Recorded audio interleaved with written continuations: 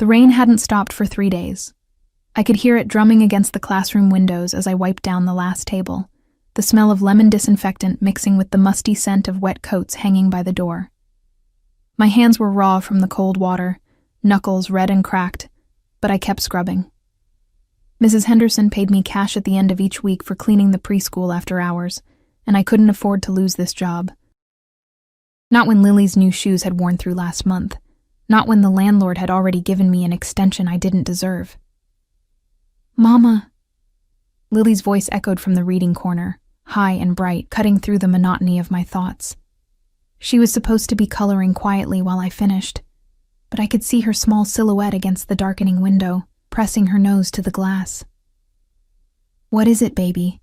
I called back, wringing out the cloth into the bucket. The water had turned a murky gray.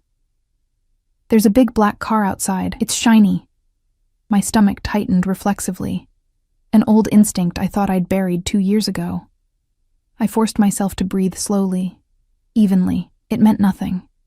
This was a nice neighborhood, nicer than where we lived, certainly.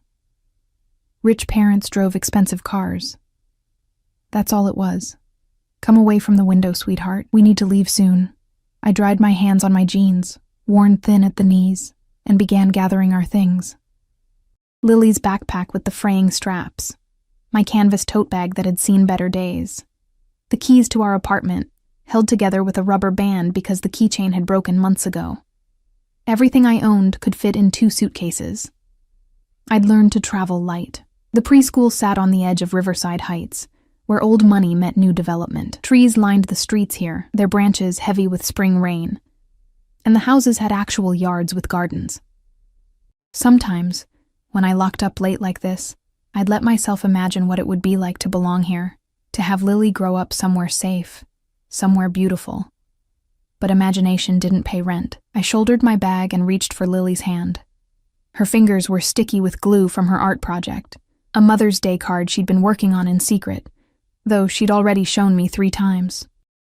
Her hair, dark like mine but with curls she'd inherited from her father, was coming loose from its ponytail. Her father. I pushed the thought away like I always did. Lily didn't remember him. She'd been barely 6 months old when I left. When I ran. "Mama, the car is still there," Lily insisted as I ushered her toward the door. "Can we see it up close?" "No, baby. We need to catch our bus." The truth was, we'd already missed the 6:15. The next one wouldn't come for another 40 minutes, which meant standing at the corner in the rain, hoping Lily wouldn't catch cold again. But I'd learned to smile through it, to make games out of hardship. We'd count raindrops. We'd sing songs. We'd pretend we were explorers in a jungle, not a single mother and her daughter trying to get home before dark. I locked the preschool door behind us, testing it twice like I always did, and stepped out into the damp evening air. The rain had softened to a drizzle, more mist than downpour, and the streetlights were just beginning to flicker on. Their orange glow made everything look hazy, dreamlike. That's when I saw it. The car Lily had mentioned sat directly across the street, idling at the curb. She was right. It was big and black, something sleek and expensive that didn't belong in this quiet neighborhood after hours. The windows were tinted so dark I couldn't see inside, and exhaust curled from the tailpipe like smoke signals. My heart kicked against my ribs. "Stop it," I told myself firmly. "You're being paranoid. It's been 2 years. He doesn't know where you are. He doesn't care." But my hand tightened around Lily's anyway, and I started walking in the opposite direction, toward the bus stop 3 blocks away.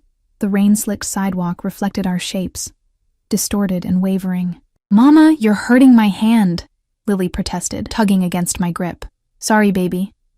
I loosened my fingers but didn't let go. "Let's walk fast, okay? We can race."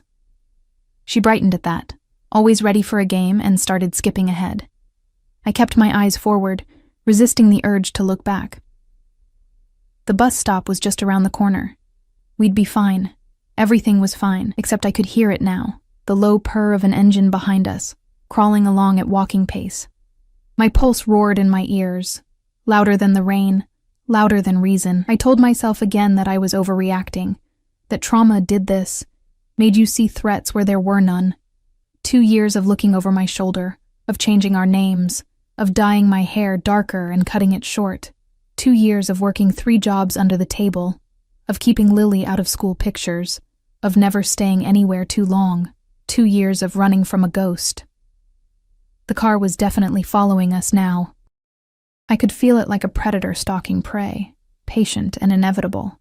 "Mama?" Lily's voice had gone small. She could sense my fear even if she didn't understand it. "It's okay," I lied, pulling her closer. "Keep walking." We turned the corner, and I dared a glance back. The car had stopped at the intersection, headlights cutting through the mist. For one wild moment, I thought about running, about grabbing Lily, and sprinting until our lungs gave out. But where would we go? The bus stop offered no shelter. The shops along this street were already closed. We were alone out here. The car's back door opened. I stopped walking, my legs refusing to obey. Lily bumped into me, confused, clutching my jacket. Through the rain and the failing light, I watched a figure emerge from the vehicle. Tall, broad-shouldered, moving with the kind of confidence that only came from never having been afraid of anything. He wore all black. Suit, shirt, even his shoes gleamed darkly in the wet. But it was the way he stood that made my breath catch. Absolutely still, like a wolf that had just spotted a rabbit. One hand rested casually at his side, the other held something I couldn't quite make out. Then he stepped forward into the streetlight, and the world tilted beneath my feet. I knew that face. I'd memorized every angle of it once, traced it with my fingers in the dark, whispered prayers against it that were never answered. Sharp jawline shadowed with stubble.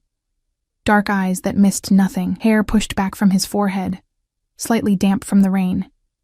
He looked exactly the same. No, not the same.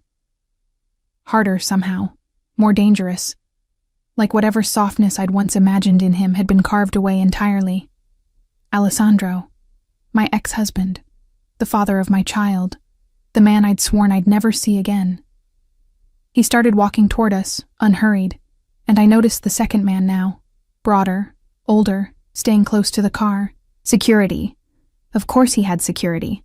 Alessandro Marchesi never went anywhere without protection. That's what you did when you controlled half the city's underground, when your family name was synonymous with power and blood. "Mama?"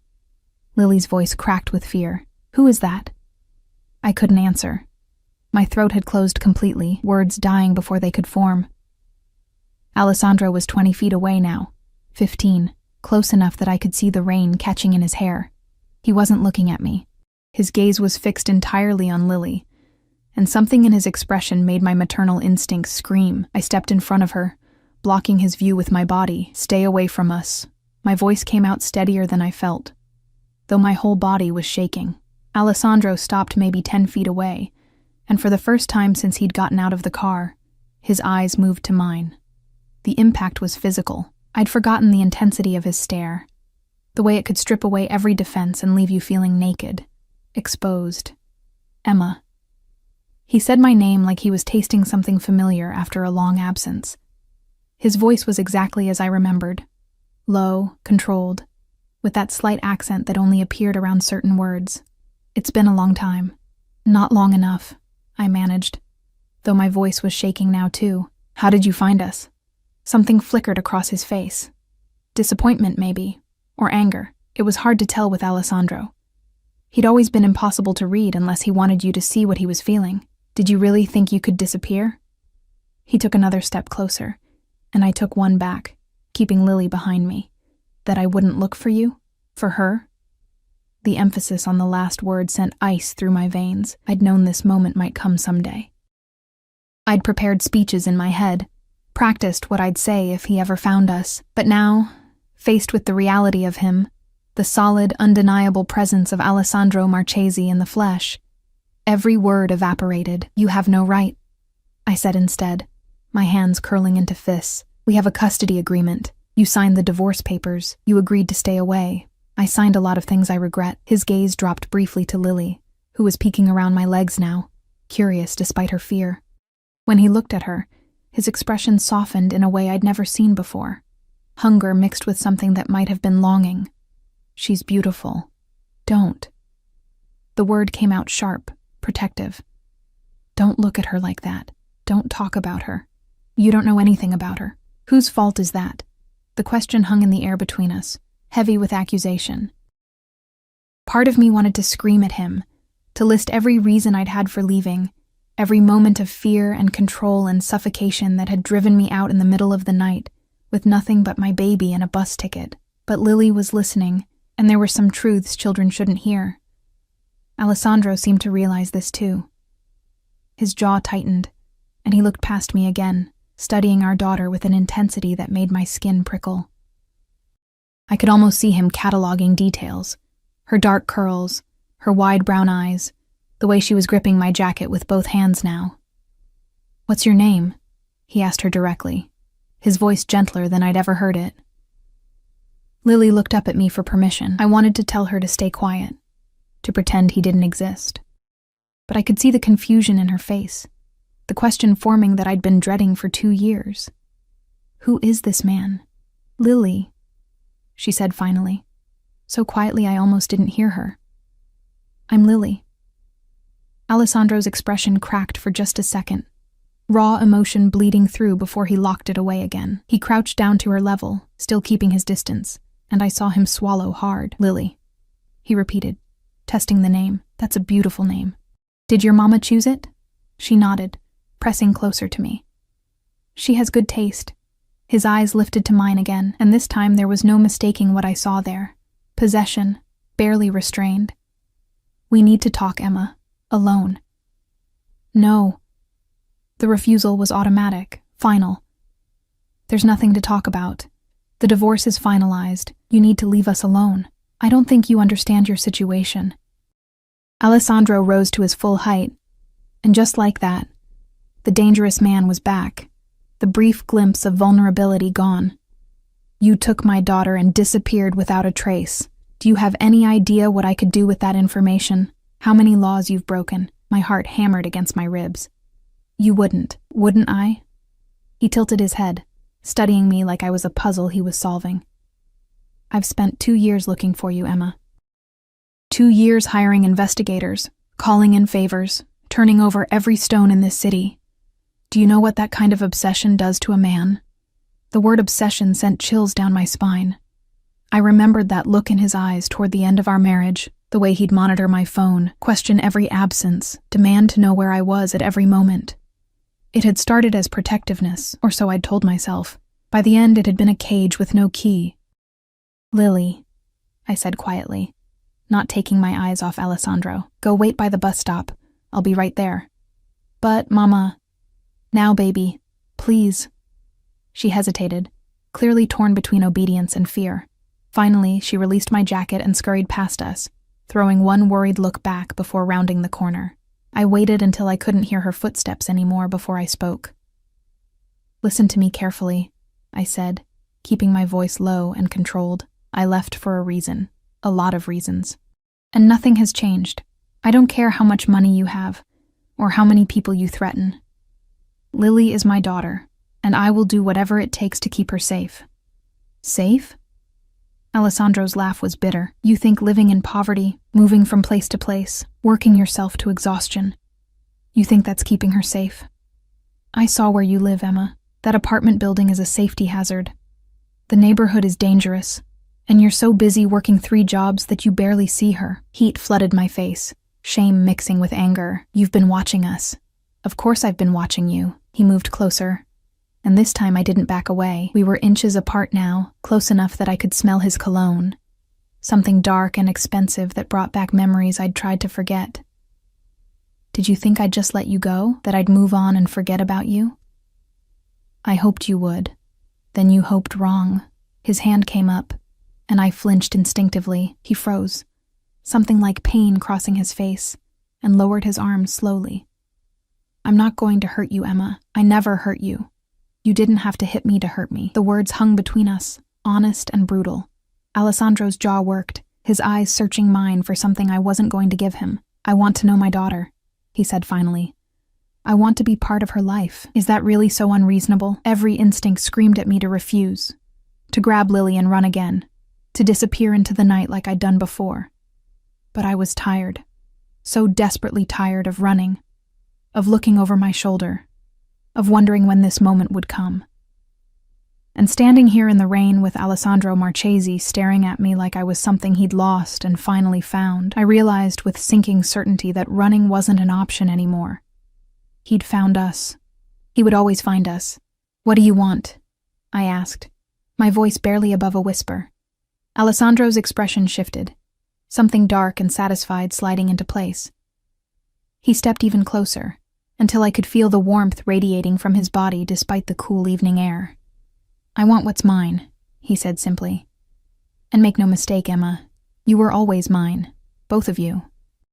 Before I could respond, before I could process the weight of those words, he reached into his jacket and pulled out what he'd been holding earlier, an envelope, thick and official looking. "A car will pick you up tomorrow morning," he said, pressing it into my hands. 9 o'clock. Don't make me come get you." Then he turned and walked back to the sleek black car, leaving me standing alone in the rain with an envelope that felt like a death sentence, and a future that had just collapsed into something I couldn't control.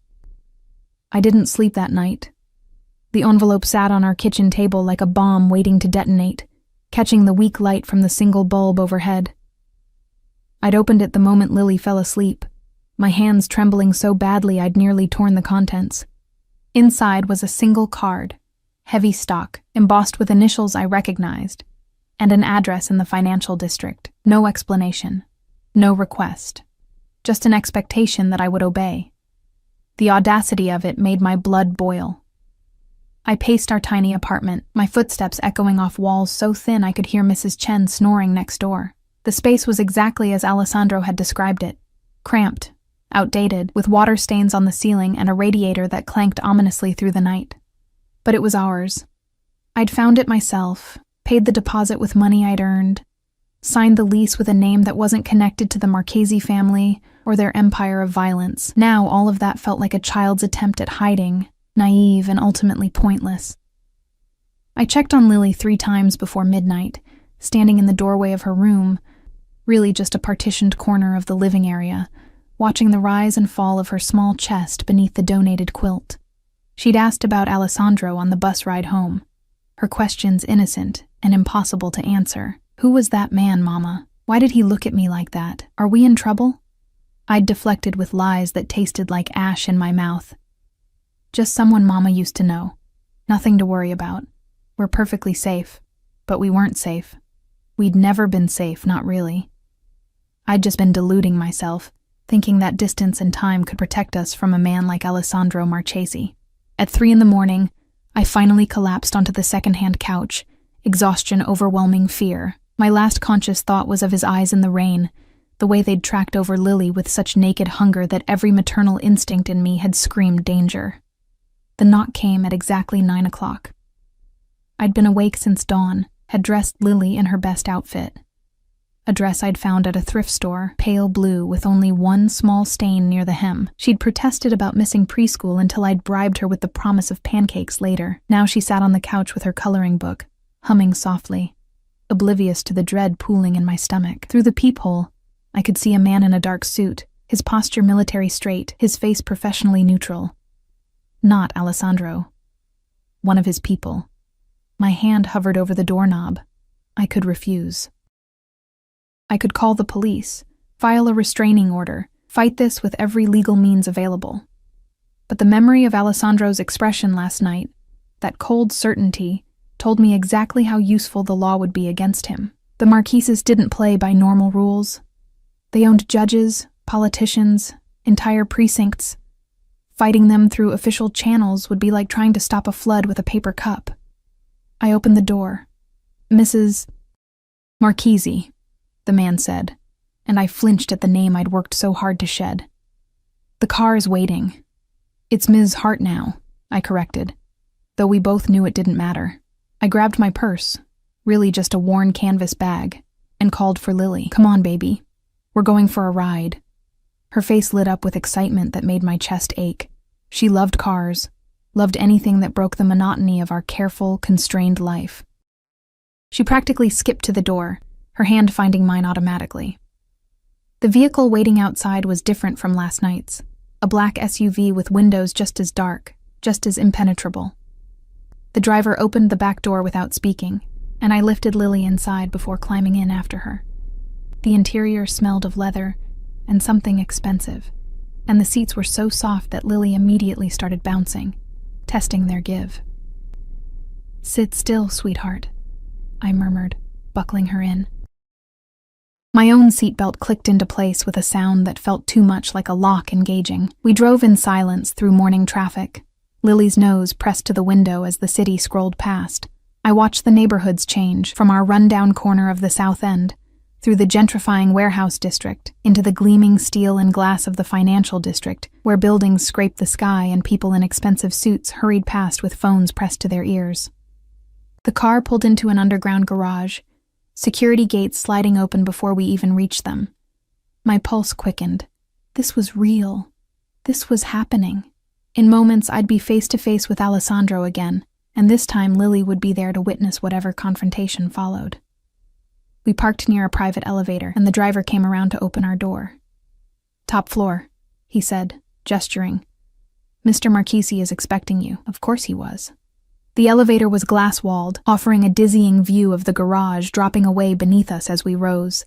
Lily pressed close to me, suddenly less excited, sensing perhaps the tension radiating from my body. I wrapped my arm around her shoulders and tried to project a calm I didn't feel. The doors opened directly into a penthouse apartment that stole my breath despite everything.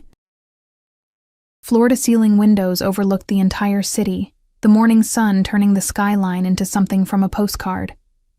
The space was enormous, open plan, with furniture that looked like art pieces, floors of polished marble, and artwork on the walls that probably cost more than I'd earned in my entire life. Everything was precisely arranged, meticulously clean, reflecting the same controlled perfection that Alessandro demanded from everything in his orbit, including me, once. "Mama, it's so big," Lily whispered, her eyes huge as she took it all in. A woman appeared from somewhere deeper in the apartment, older, elegant, wearing a simple dress that probably cost a fortune. "Welcome," she said with a practiced smile. "I'm Teresa. Mr. Marchese will be with you shortly. May I get you something? Coffee? Juice for the little one?" "We're fine," I said quickly, not wanting to accept anything, to owe anything. Teresa nodded as if she'd expected the refusal. "Please make yourselves comfortable. He won't be long." She disappeared through a doorway, leaving us alone in all that expensive space. I kept my grip on Lily's hand, resisting the urge to explore, to touch anything. This wasn't our world. We didn't belong here among the wealth and polish and barely concealed danger. "Ms. Hart." His voice came from behind us, and I spun around, my heart leaping into my throat. Alessandro stood in the entrance to what looked like a home office, and the sight of him in daylight, in his own space, was somehow more intimidating than last night's rain-soaked encounter. He wore another suit, charcoal gray this time, perfectly tailored to his frame, and his hair was still damp from a recent shower. He looked powerful, untouchable, and when his gaze landed on Lily, his entire expression transformed into something softer, hungrier. "Thank you for coming," he said, though we both knew I hadn't had a choice. Lily pressed against my leg, suddenly shy. I could feel her trembling slightly, picking up on undercurrents she was too young to understand, but old enough to sense. Alessandro seemed to notice. He crouched down, the same movement from last night, bringing himself to her eye level. "Lily, right? Your mama told me your name." She nodded mutely, her fingers twisting in my jeans. "I have something for you," he continued, his voice gentle in a way that made my chest constrict with old memories. "Would you like to see?" "Alessandro," I started, but he was already standing, moving toward the office. He returned with a stuffed animal, a rabbit, pristine white with a pink nose and impossibly soft-looking fur. The kind of toy I could never afford, the kind that came from boutiques with names I couldn't pronounce. He offered it to Lily, and after a long moment of hesitation, she reached out and took it. Her face lit up with pure joy, and she hugged it to her chest immediately. "What do we say?" I prompted automatically, though the words felt wrong in my mouth. "Thank you," Lily whispered to Alessandro, and something in his face cracked open. Just for a second, before he smoothed it away. "You're welcome, Piccola."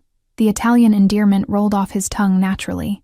"Why don't you play with your new friend while I talk to your mama? Teresa will show you where the toys are."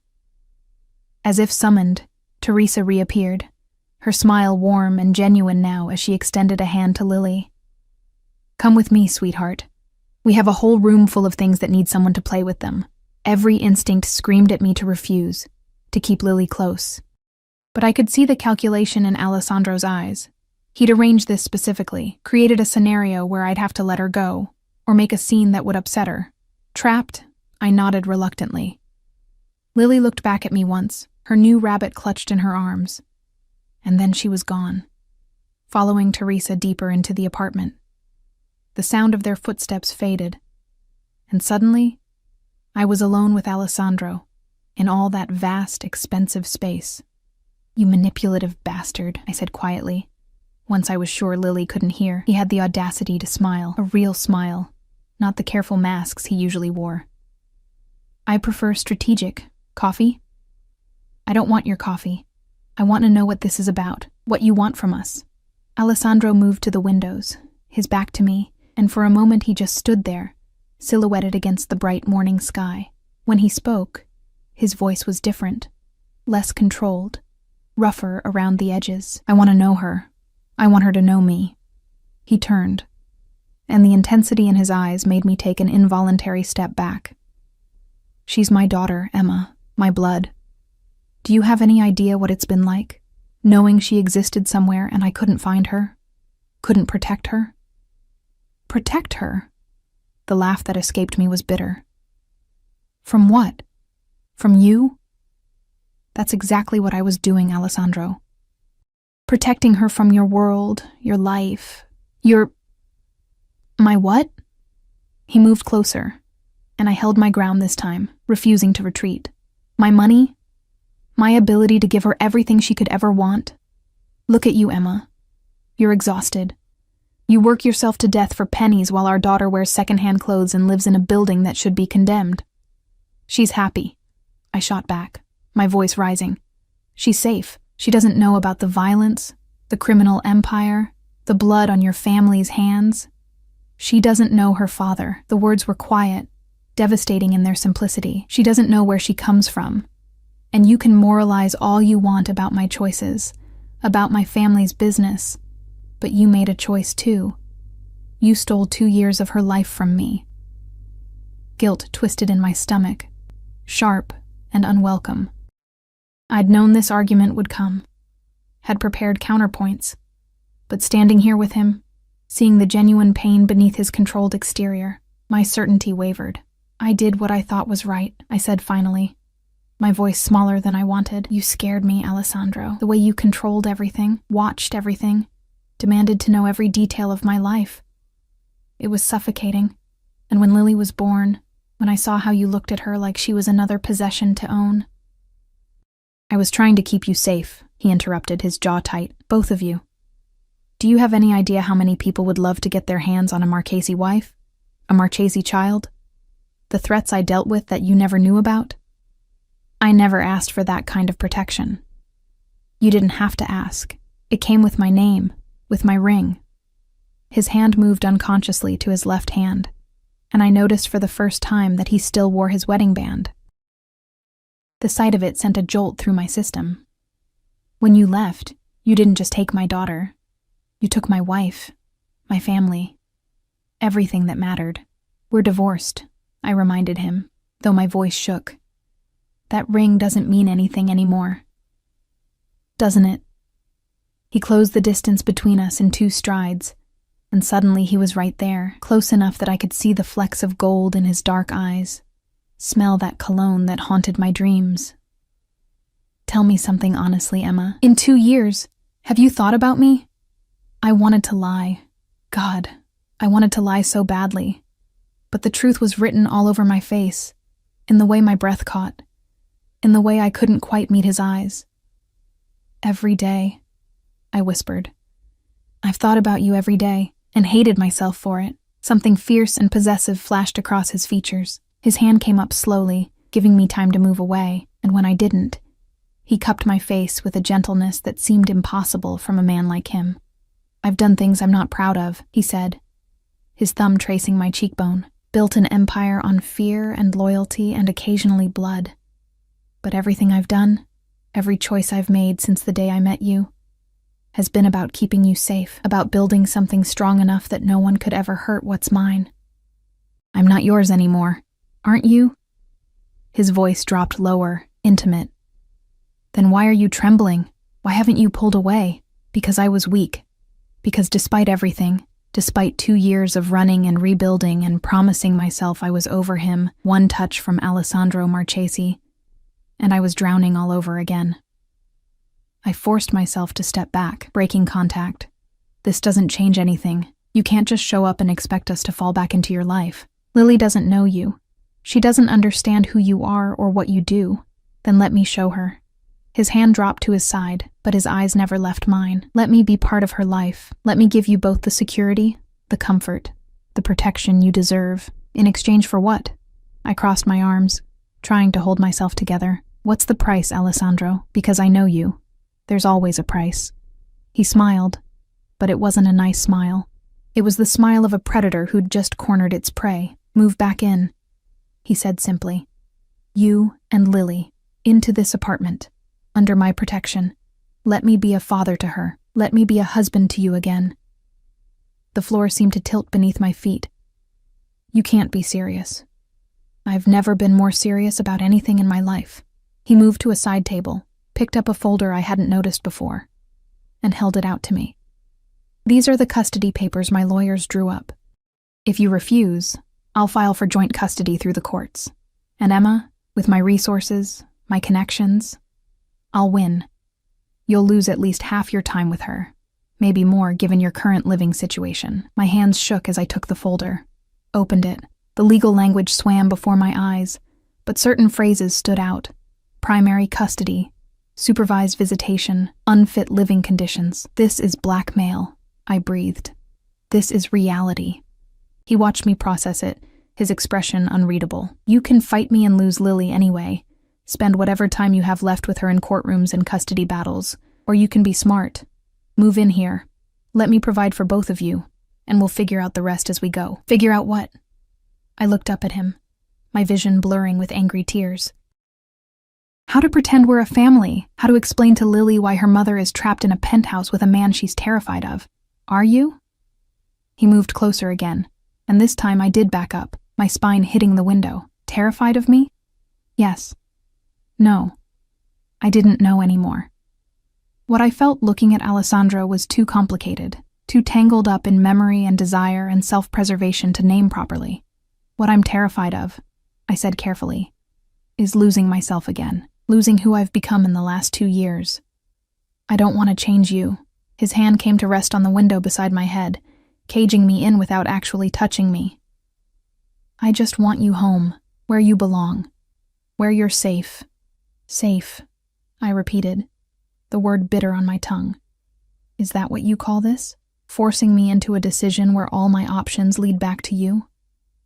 "I call it doing whatever it takes to keep my family together." And there it was, the core truth of Alessandro Marchesi. He didn't see manipulation, didn't recognize the prison he was building around us. In his mind, this was love. This was protection. This was him being generous, giving me a choice instead of simply taking what he wanted. The truly terrifying part was how much a small, twisted piece of me wanted to give in. Laughter drifted from somewhere deeper in the apartment. Lily's laughter, bright and carefree. The sound of my daughter happy in a way she so rarely was in our cramped, threadbare life. The sound of possibility, of comfort, of all the things I couldn't give her no matter how hard I worked. Alessandro heard it too. His eyes softened, tracking toward the sound. "She deserves better than what you can provide alone," he said quietly. "You both do. Why is it so hard to accept help?" "Because help implies choice," I shot back. "This is coercion. Call it whatever you want." He finally stepped back, giving me space to breathe. "But you have until tomorrow to decide. Either you and Lily move in here willingly, or I file the custody papers and we let the courts decide. Your choice, Emma." "That's not a choice. It's the only one you're going to get." I didn't go home. Instead, I asked Teresa to call us a taxi, ignoring Alessandro's pointed offer of his driver. Lily chattered the entire ride back to our apartment, clutching her new rabbit and describing in elaborate detail the room full of toys she'd discovered. A dollhouse taller than she was, books with actual golden edges, a rocking horse that looked like it belonged in a museum. And Teresa said I could come back anytime I wanted, she finished, her eyes shining. Can we, Mama? Can we go back? I made a non-committal sound, staring out the window as our neighborhood came into view. The contrast was brutal. Broken streetlights, graffiti on the walls, a group of men smoking on a corner who tracked our taxi with predatory interest. This was the reality Alessandro wanted me to see. The reason his ultimatum felt less like a threat and more like an inevitability. Inside our apartment, the walls seemed to close in tighter than before. I sent Lily to wash her hands and then stood in the middle of our tiny living space, the custody papers burning a hole in my bag. 24 hours to decide. 24 hours to choose between the devil I knew and the poverty that was slowly grinding me down. My phone buzzed. An unknown number, but I knew who it was before I even looked. Think about what's best for her, not your pride. I wanted to throw the phone across the room. Instead, I turned it off and shoved it in a drawer. The rest of the day passed in a haze of normalcy that felt surreal. I took Lily to the park. The small, sad one 3 blocks away with broken swings and cigarette butts in the sandbox. I made us dinner from whatever was left in the pantry, pasta with butter and the last can of sauce. I read her stories before bed, my voice steady even as my mind raced with impossible calculations. After she fell asleep, I pulled out the custody papers again and actually read them this time. Alessandro's lawyers were good, terrifyingly good. They'd documented everything. My irregular employment history, our transient lifestyle, the string of temporary addresses. They'd included photographs of our current building, highlighting code violations I hadn't even noticed. They'd even obtained Lily's medical records, pointing out missed checkups and vaccinations that had slipped through the cracks when we were moving so frequently. On paper, I looked exactly like what I was. A struggling single mother barely keeping her head above water. The alternative they presented was equally stark. Alessandro's penthouse with round-the-clock security, private health care, access to the best schools in the city, a trust fund already established in Lily's name, a future of comfort and opportunity that I could never provide alone. They'd even included character references for Alessandro, business associates, community leaders, people who painted him as a devoted family man, a philanthropist, a pillar of the community. No mention of the Marchesi family business, of course. No mention of the violence that funded his empire. But judges didn't care about rumors and whispers. They cared about what could be proven, what was documented. And on paper, Alessandro Marchesi looked like the perfect father. I must have fallen asleep at the table because I woke to Lily shaking my shoulder, her face concerned in the early morning light. "Mama, you slept in your clothes," she said, and I could hear the worry in her voice. "Are you sick?" "No, baby." I pulled her into my lap, breathing in the baby shampoo scent of her hair. "Just tired. How about we skip preschool today and do something fun?" Her face lit up, and guilt twisted in my chest. She was so easy to please, so ready to find joy in the smallest things. She deserved better than this constant state of barely managing.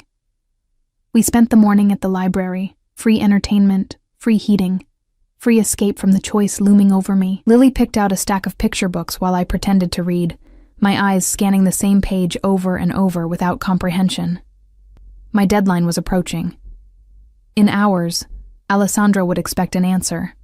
Around noon, my phone buzzed again. I'd turned it back on out of habit, and now I regretted it. Another message from the unknown number. "The car will arrive at 6 p.m. Be ready, both of you. No question mark. No, please." Just the absolute certainty that I would comply. My hands curled into fists around the phone. Every fiber of my being wanted to refuse, to take Lily and run again, to disappear into another city under another name. But I was so tired of running, and more than that, I was terrified that this time, he wouldn't just find us. This time, he'd make good on his threat and take Lily from me entirely. "Mama?" Lily tugged at my sleeve. "You're making your worried face again." I forced a smile. smoothing her hair back. Just thinking, sweetheart. Hey, how would you feel about staying somewhere new for a little while? Her eyes widened. Like a vacation? Something like that. The lie tasted bitter, but what else could I say? That we were moving into her father's penthouse because I had no other choice. That the man she'd met yesterday was going to become a permanent fixture in our lives whether I wanted it or not. Will we come back here? She asked, looking around the library's children's section with its worn carpet and donated books. I don't know yet, baby. We returned to the apartment around 3. I had 3 hours to pack up our lives. Again.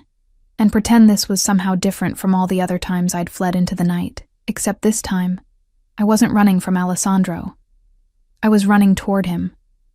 I moved mechanically, folding our clothes into the same 2 suitcases I'd been living out of for 2 years. Lily's stuffed animals, most of them threadbare and well-loved. My 3 books. The few photographs I'd kept of my life before. My parents who'd passed away years ago.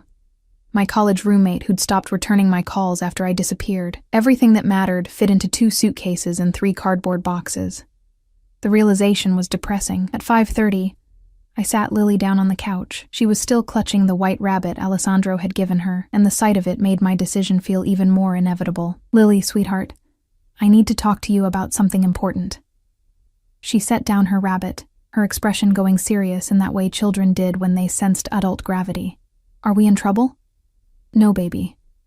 But remember the man from yesterday? The one in the nice apartment? She nodded slowly. His name is Alessandro, and he's... I swallowed hard, forcing out words I'd never planned to say. He's your father. Lily blinked at me, processing. I could see the wheels turning in her young mind, trying to reconcile this information with the story she'd been told her entire life. That her daddy had gone away before she was born. That it was just the 2 of us against the world. My daddy? She repeated, testing the word. Like Emily's daddy who picks her up from school? Yes, like that. My throat felt tight. He wants to get to know you, to spend time with you, and he's invited us to stay with him for a while. In the big apartment with all the toys? Her eyes lit up, and I hated how easily swayed she was by material things. Then again, she was 4 years old. 4-year-olds didn't understand the cost of luxury. The strings attached to comfort. Yes, in that apartment. Can I bring my rabbit? You can bring everything. She seemed to consider this, her little face serious. Then she looked up at me with those big brown eyes, Alessandro's eyes, and asked the question I'd been dreading. Don't you like my daddy, Mama? The question pierced straight through me. How did I explain to a 4-year-old the complicated tangle of fear and attraction, resentment and longing that Alessandro Marchesi inspired in me? How did I tell her that yes, I'd loved him once, desperately, and that love had nearly destroyed me? It's complicated, baby, I said finally, pulling her close. But I promise you, no matter what happens, you're safe. I'll always keep you safe. She hugged me back, trusting, innocent. I know, Mama. You're the best at keeping me safe. The words felt like knives. At exactly 6 o'clock, a knock sounded at the door. Not the driver from this morning. Alessandro himself stood in the hallway, looking entirely out of place in our rundown building. He'd dressed down slightly. Dark jeans, a black sweater, leather jacket. But even in casual clothes, he radiated power and money.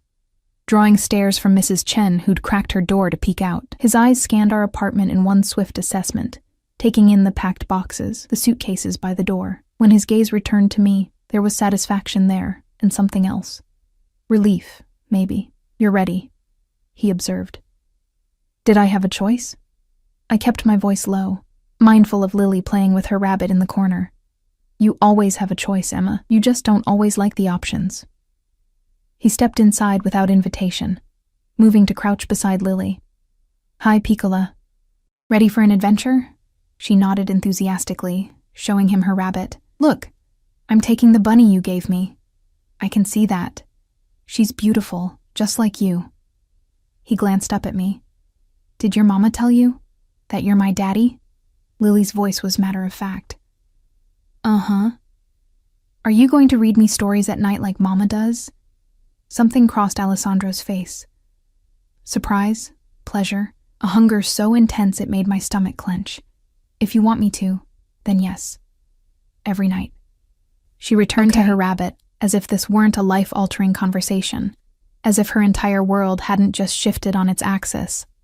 Alessandro stood, moving close enough that I could smell his cologne again, that dark, expensive scent that brought back too many memories. "Thank you," he said quietly, and he sounded sincere. "For being reasonable about this." Reasonable. I nearly laughed. "Is that what you call it when someone has no other options?" "I call it choosing what's best for our daughter." His hand came up to cup my face, the gesture possessive, familiar, and for yourself. "Even if you won't admit it yet, you're exhausted, Emma. Let me carry some of the weight for a while." I wanted to pull away, to slap his hand aside and tell him I didn't need his help. But God, I was so tired. Tired of working 3 jobs. Tired of counting pennies. Tired of watching Lily wear clothes that didn't fit and eat meals that weren't quite enough. Tired of being strong all by myself. "This doesn't mean I forgive you," I said instead, my voice barely a whisper, "for how things were before, for what you did. I know."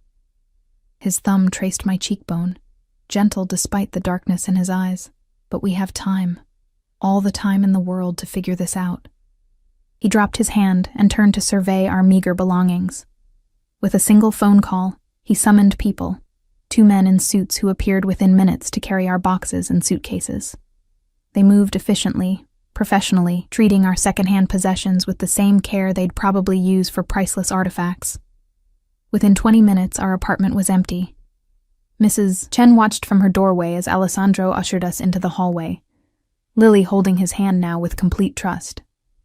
I locked the door one final time, and the click of the deadbolt felt like the closing of a chapter, or the sealing of a cage. The SUV waited downstairs, its engine purring. Alessandro lifted Lily into her car seat himself, buckling her with surprising competence.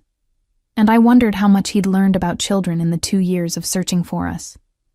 How many parenting books had this dangerous man read, trying to prepare for a daughter he'd never met? I slid into the back seat beside Lily, and Alessandro took the front passenger seat, speaking quietly to the driver in Italian.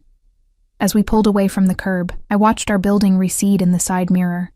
Peeling paint, broken mailboxes, iron bars on the windows. It had been a prison of poverty, but it had been my prison, my choice. Now I was trading it for a golden cage, and I didn't know if that made me smart or utterly foolish.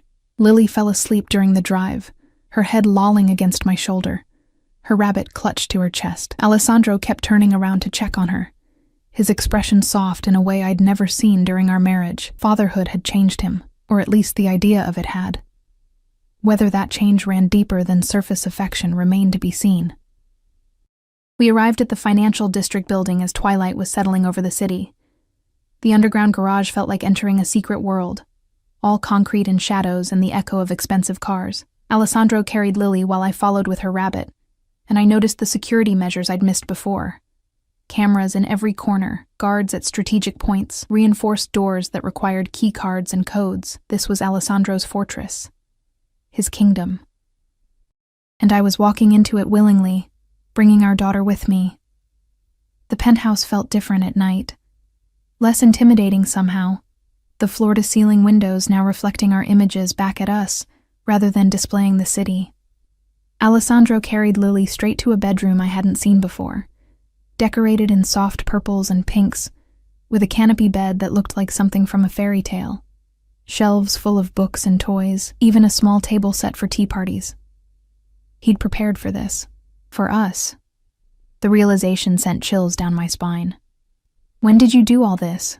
I asked, as he laid Lily down gently, pulling a quilt up to her chin. "I've been ready for months," he admitted, brushing Lily's curls back from her forehead with surprising tenderness. "Every time I got a lead on where you might be, I hoped it would be the one that brought you home. As if this place could ever be that." But watching him with our daughter, seeing the genuine emotion in his face as he looked at her sleeping peacefully in a bed he'd chosen for her, I felt something in my chest crack. This wasn't just about possession or control. Alessandro genuinely wanted to be a father, wanted to know Lily, to be part of her life. Maybe that made everything more dangerous. not less. He kissed Lily's forehead, a gesture so tender it made my throat tight, and then gestured for me to follow him out. We left her door cracked, a nightlight glowing softly, and walked down the hallway to another door. "Your room," Alessandro said, pushing it open. The space beyond was enormous, a master suite with its own sitting area, an ensuite bathroom I could see through an open door, and a bed that could fit 4 people comfortably. My boxes and suitcases sat neatly at the foot of it, looking pathetic and small in all that luxury. "Where's your room?" I asked, suddenly aware of how alone we were. Alessandro leaned against the doorframe, his expression unreadable. "Next door. Connected through the bathroom, but I had them install a lock on your side. You can use it whenever you want. I won't come in uninvited." The promise should have reassured me. Instead, it just reminded me how thoroughly he'd planned this, how every detail had been considered and arranged to make me feel simultaneously comfortable and trapped. "What now?" I asked, exhaustion finally catching up with me. "What are the rules of this arrangement?" "There are no rules, Emma. This is your home, yours and Lily's." He pushed off the doorframe, moving closer. "All I ask is that you give this a chance. Give me a chance to be the father she deserves, the husband you needed. We're not married anymore." A technicality. His hand came up to tuck a strand of hair behind my ear, the gesture intimate, familiar. We never stopped being bound to each other. You know that as well as I do. I did know it. That was the problem. 2 years apart, and one touch from him still made my pulse race, still made me remember nights when his hands had mapped every inch of my body, when his voice whispering my name had been the only thing that mattered. "I need time," I said, stepping back before I did something stupid like lean into his touch, to adjust, to figure out how this works. "Take all the time you need." He moved toward the door, then paused. "But Emma, don't make the mistake of thinking you can leave again. This time, I won't let you go." It wasn't a threat. It was a promise. And as I watched him disappear down the hallway, I wondered if I'd just made the biggest mistake of my life, or if, somehow, this was exactly where I was supposed to be all along. The first week passed in a strange, dreamlike haze. Lily adapted with the easy resilience of childhood, delighted by her new room, the endless toys, the attention Alessandro lavished on her. He was careful with her, gentle, patient, learning her quirks and preferences with an intensity that would have been touching if it weren't slightly obsessive. He memorized which stories she liked best, how she preferred her sandwiches cut, that she was afraid of the dark but too proud to admit it. I watched them together with a knot of complicated emotions in my chest. Pride that Lily had her father. Fear of what that meant. Resentment that Alessandro was so naturally good at this. As if the 2 years he'd missed hadn't mattered at all. And underneath everything, a traitorous warmth when I caught him looking at me over Lily's head, his expression unguarded for just a moment. Teresa became a fixture in our lives, cooking elaborate meals I didn't have to worry about, doing laundry I didn't have to wash by hand, freeing up time I'd never had before. At first I'd tried to refuse her help, clinging to my independence. But Alessandro had been firm. "Let her do her job, Emma. You've spent 2 years doing everything alone. Let yourself rest." So I did. And I hated how good it felt. The penthouse had become less intimidating as I learned its rhythms. Alessandro left early most mornings, returning for dinner without fail. He never discussed his business in front of Lily. Never took calls during meals, never let his other life intrude on the carefully constructed domesticity he was building. But I saw the signs anyway, the tension in his shoulders when his phone buzzed with certain messages, the hushed conversations in Italian with men who appeared at odd hours, the way his security detail doubled whenever we left the building, which wasn't often. One night, after Lily was asleep, I found Alessandro in his office. The door was open, an invitation I wasn't sure I should accept. He sat behind an enormous desk, reading glasses perched on his nose, papers spread before him. The glasses surprised me.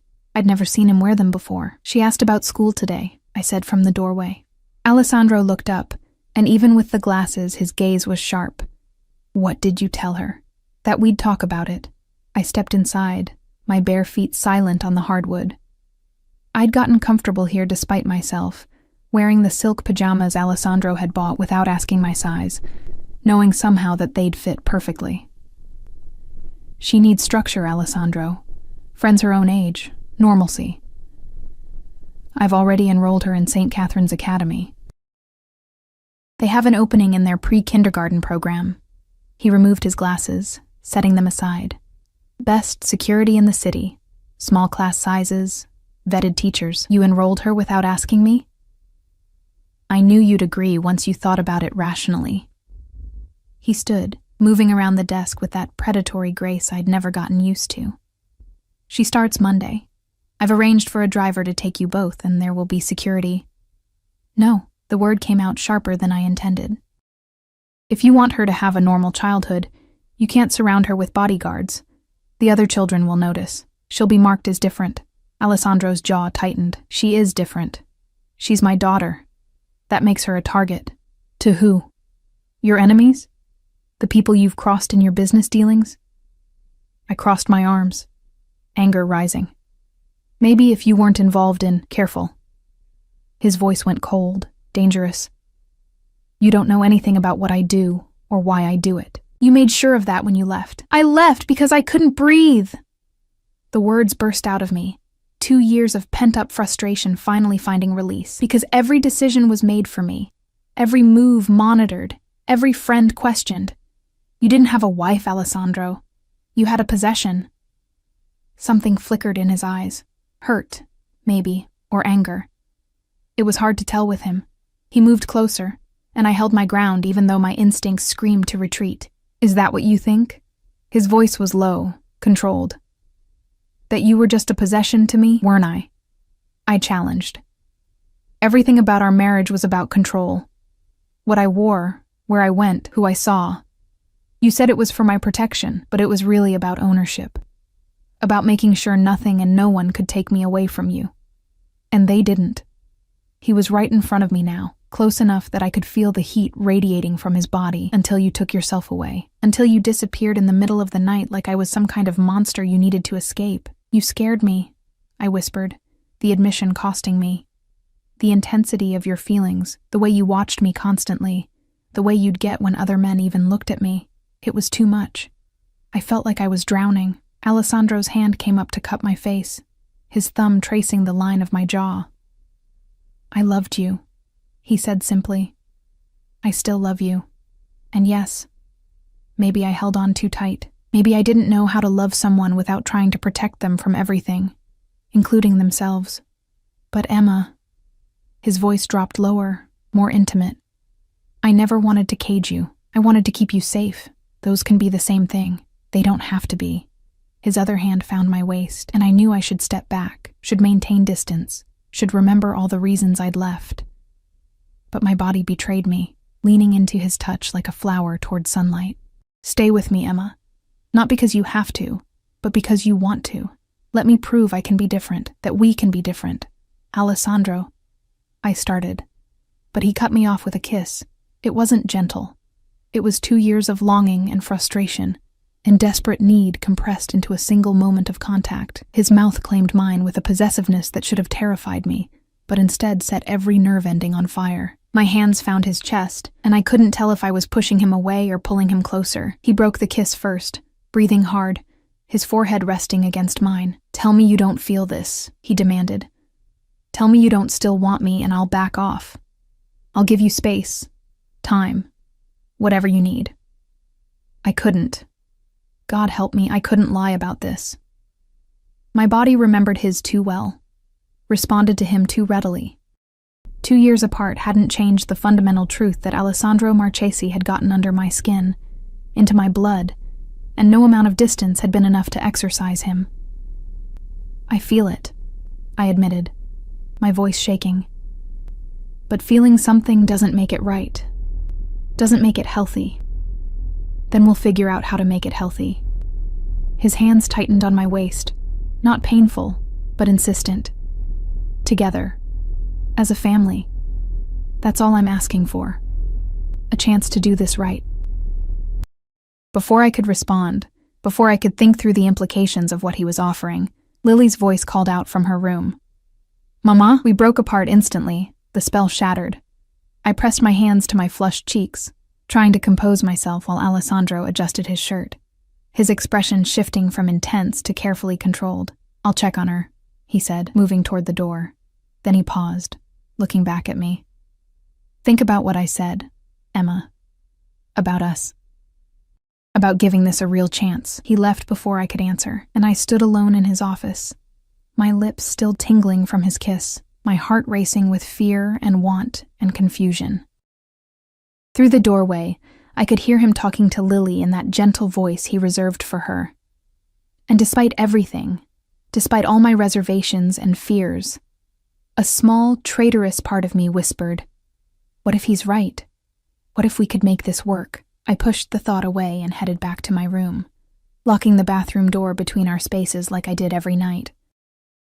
But as I lay in bed, staring at the ceiling, I couldn't stop thinking about his hands on my waist, his mouth on mine, the way my entire body had responded to him like no time had passed at all. This was dangerous. This was exactly how I'd gotten lost the first time, drowning in Alessandro's intensity until I couldn't remember who I was without him. But as I drifted toward sleep, I couldn't help but wonder if maybe, just maybe, drowning wouldn't be so bad if I knew he'd be there to pull me back up. 3 months changed everything. Lily thrived at St. Catherine's Academy, making friends with an ease that both delighted and terrified me. She came home each day bubbling with stories about her teacher, her classmates, the art projects and playground adventures that filled her world. Alessandro had compromised on the security. One discreet guard who stayed in the car during drop-off and pickup, invisible to the other children but close enough to intervene if needed. I'd started working again too, though not out of necessity. Alessandro had made it clear that money wasn't an issue, that I could focus entirely on Lily if I wanted, but I needed something that was mine, some piece of independence in this gilded life he'd built for us. So I'd taken a part-time position at a gallery in the arts district, curating exhibitions and working with artists who reminded me of the person I'd been before marriage, and motherhood had redefined me. Alessandro hadn't objected. In fact, he'd seemed pleased, proud even, when I'd told him about the job. "You should do what makes you happy," he'd said. And I'd searched his face for the controlling man I remembered, but I'd found only sincerity. He was different now. Or maybe I was seeing him differently.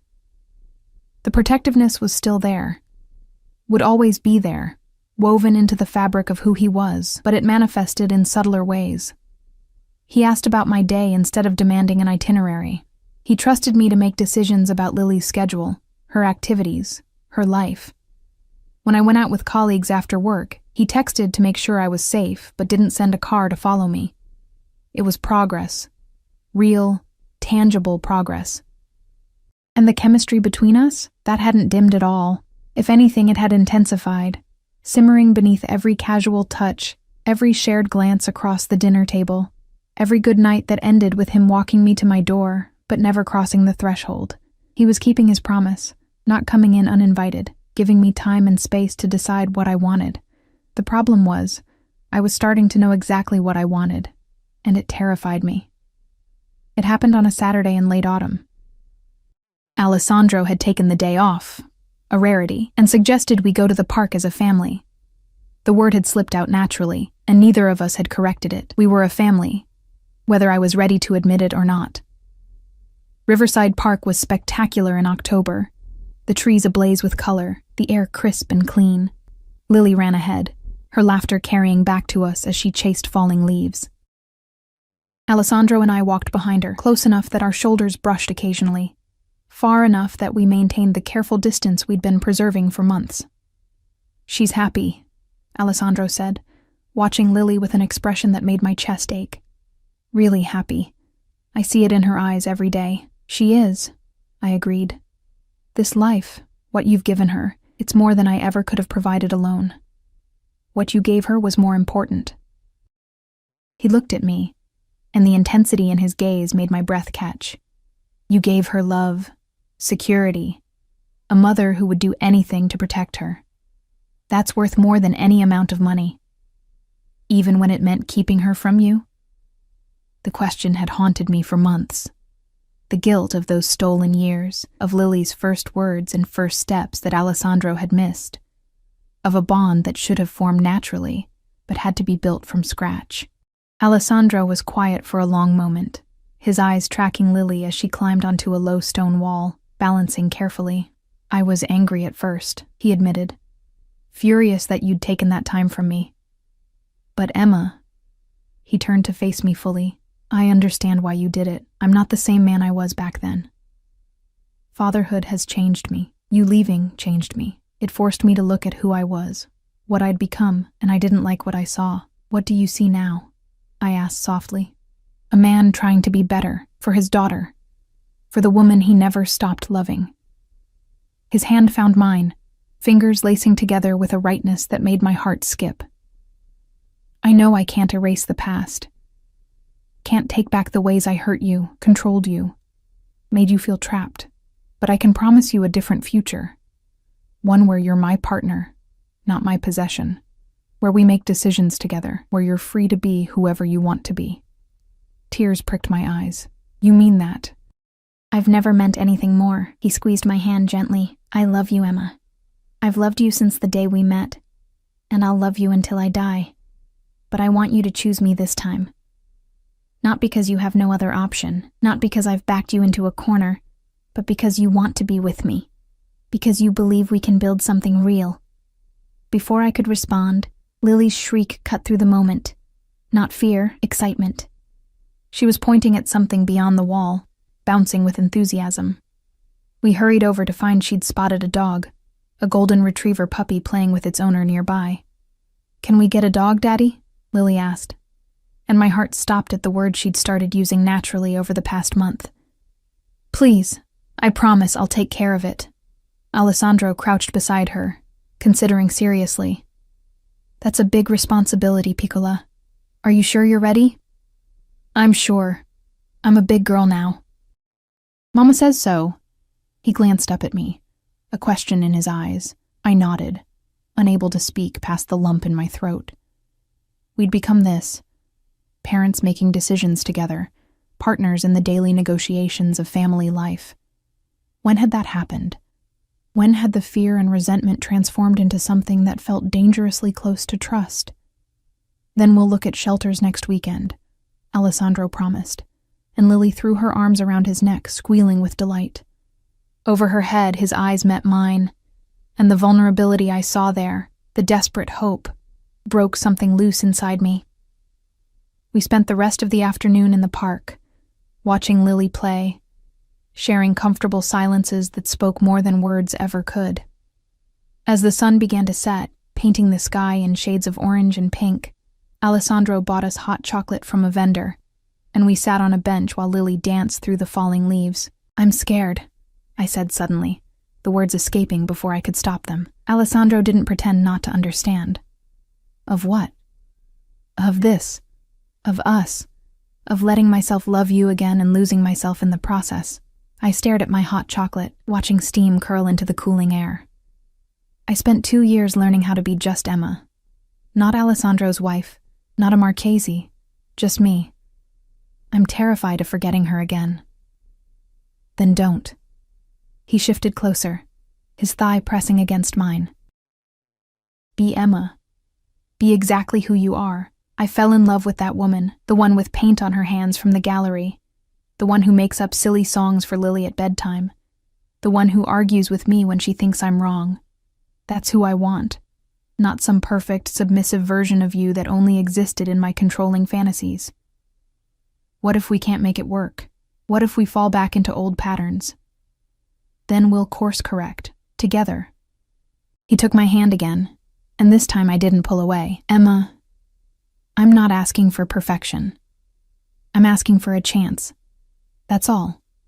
Just a chance to prove that we can be different, that what we have is worth fighting for." I looked at him, really looked at him, at the man who'd searched for 2 years, who'd learned patience and compromise, who read bedtime stories with silly voices and had memorized our daughter's favorite songs.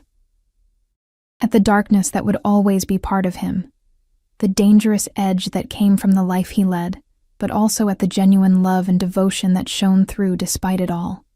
"I want that too," I whispered. "God help me. I want to try." The smile that broke across Alessandro's face was like sunrise after a long night. He cupped my face with his free hand, his thumb brushing away a tear I hadn't realized had fallen. Then try with me. Take it one day at a time. If it ever feels like too much, if I ever make you feel trapped again, you tell me. We talk about it. We figure it out together.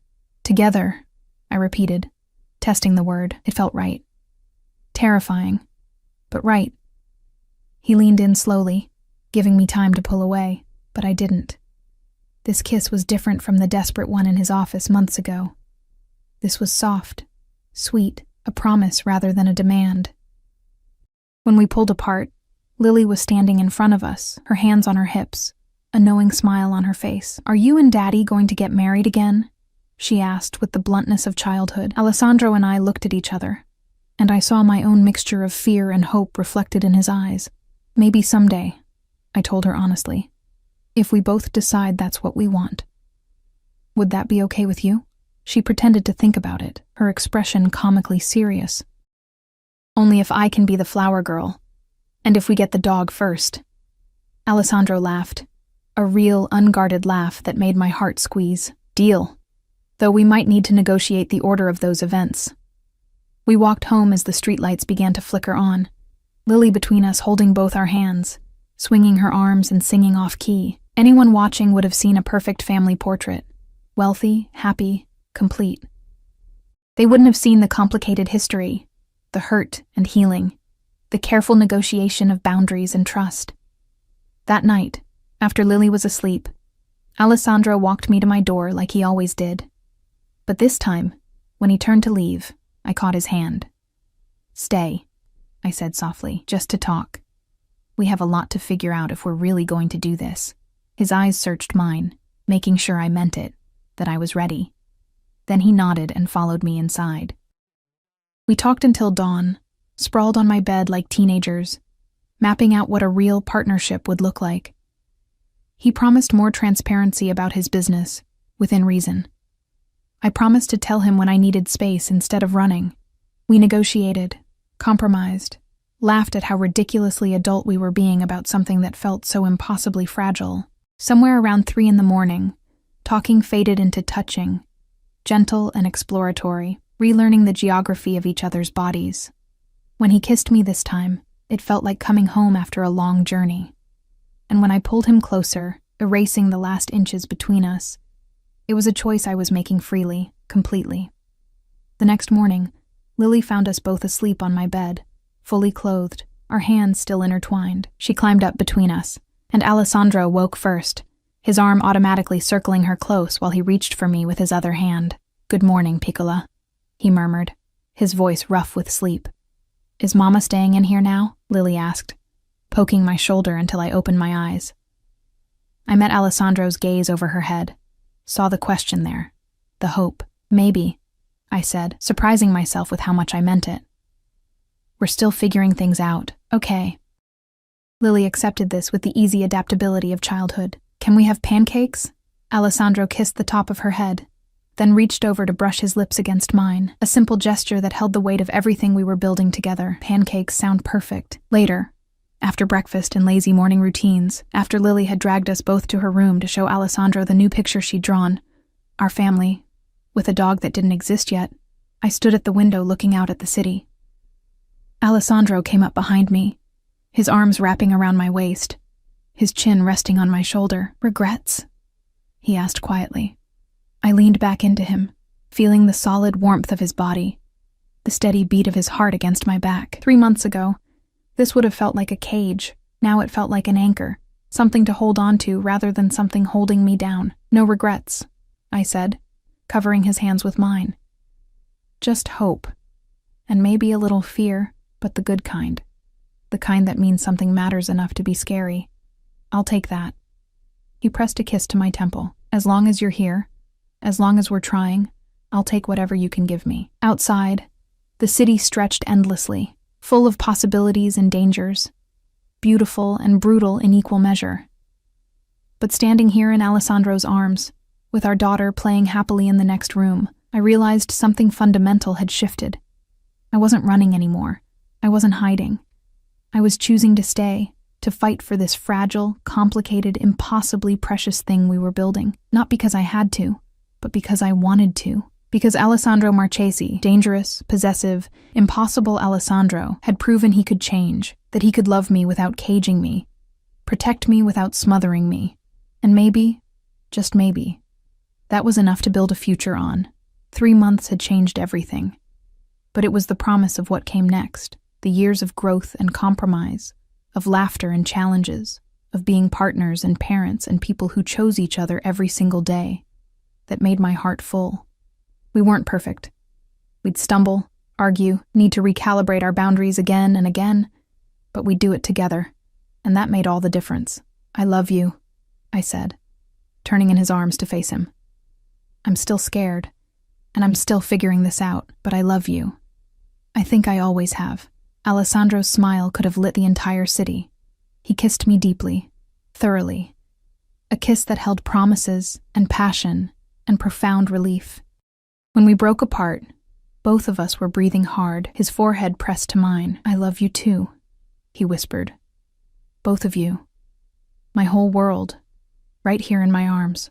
And standing there in the morning light, with Lily's laughter echoing from her room and the future stretching before us,